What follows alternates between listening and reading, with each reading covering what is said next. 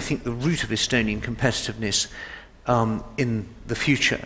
You've had a period of great competitiveness because of your location, cheap labour force, reasonably good logistics, low taxes, honest government.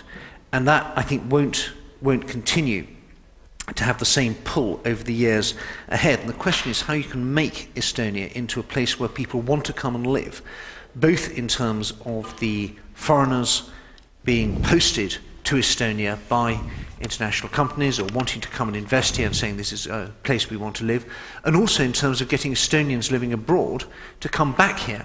You've been quite lucky, I think, over the past 15 years in not having the kind of brain drain which has been experienced by countries such as Latvia and Lithuania, and to a huge extent by Romania and Poland. Now, it's very good having people going abroad because they learn new things, but you need to make sure it's a two-way street, that they come back again. And again, that competitiveness in terms of quality of life in the broadest sense, I think is absolutely crucial. Well, about 10 years ago, I was asked to write an essay about where Estonia would be, I don't know, sometime in the future. And at that point, I said something which I'm more convinced of today than I was 10 years ago, which is that competition is not going to be based on corporate taxes, but competition will be based on who can get the largest number of bright people. And getting the number of bright people is not a function of your tax base or of your taxation policy. Clearly, there's a connection, but if we only focus on the level of corporate income tax, or then that is not what motivates people to move somewhere. What motivates people to go somewhere or to return somewhere is the quality of life in that place. And that quality of life is not simply the quality of the roads. It does have to do with the quality of the roads. It does have to do with, but it has to do much more with the attitudes in society. I mean, if one of the, I think it's important we note that even a taxation policy isn't necessarily something that leads to great results, since the corporate headquarters of Skype is in Luxembourg, not in Tallinn, but the R&D headquarters of Skype are right here.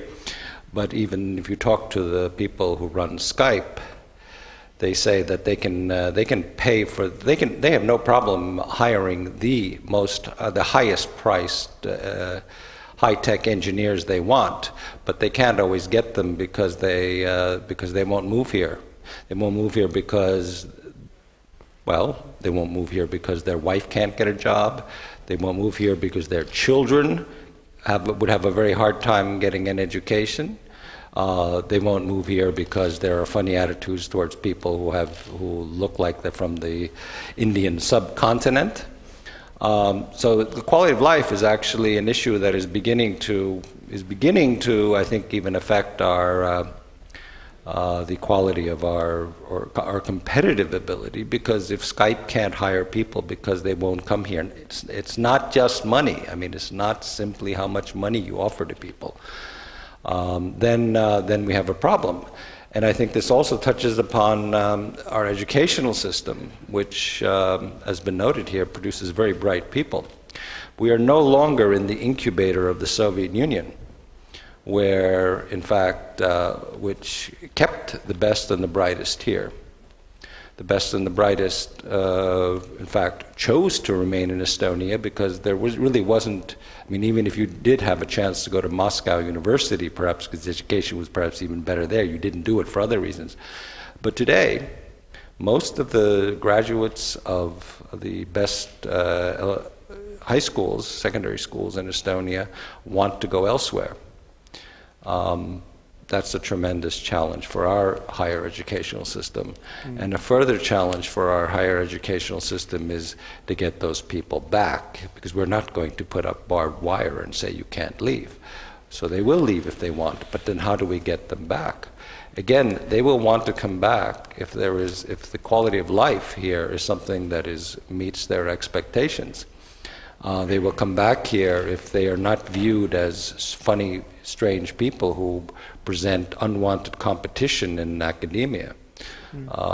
Those are all issues that we, I think, need to deal with, but they, at least this part of the discussion, they largely have to do with issues of quality of life. And issues of quality of life, to come back to what I began with, are not things you change in an election cycle. And quality of life is not something you change the way you join the European Union or join NATO or get into the Eurozone.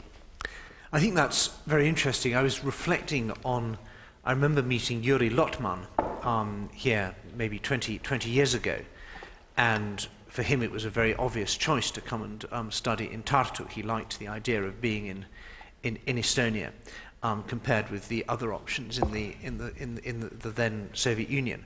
And I wonder if today's Yuri Lotmans in Russia, who may be fed up with the increasing academic censorship there, with the corruption, with all the other problems of higher education, would they instinctively think that they want to come to Tartu now? There is a competition going on for global brainpower. And I was interested on the plane over here. I don't normally regard the in-flight flight magazine of Finnair as a great source for journalism, although it's a perfectly fine magazine. It's called Blue Wings. But I was impressed by this page, which I tore out, which is 4 different adverts for Finnish universities teaching in English. There is, I have to say, I've never heard of the Haaga-Helia University of Applied Sciences, but it's telling us that a 5-star campus is opening in Porvoo. There is the University of Oulu, which is a business school teaching in English, and there's something called the Finnish-Russian Cross-Border University, teaching everything from public health to forestry. And I think that shows that there is Estonia is perhaps missing a trick in this international market. And I think particularly with your, and this is where I would perhaps agree with Titvahi on Russia, that you have a chance to compete very successfully in the Russian higher education market if you want. There is no one, as far as I can make out at the moment, teaching EU law in Russian. This is something that Russians are very interested in. Now, you might say, oh, we don't want them to teach them EU law. That will just enable them to get Nord Stream through the EU Competition Directorate. Why teach our enemies things that will be useful to them? But I think that's short-sighted. This is a chance to influence the new generation of young Russians who are interested in global standard higher education. And they're going to study it somewhere. Now, I've discussed this idea with both with Ukrainians and with Latvians. And I'm afraid the Latvian response was, this is the only place in the world where higher education happens in Latvia, and we have enough Russians already, thank you very much. And that's their privilege, but someone's going to be teaching it. Sooner or later, someone will do that.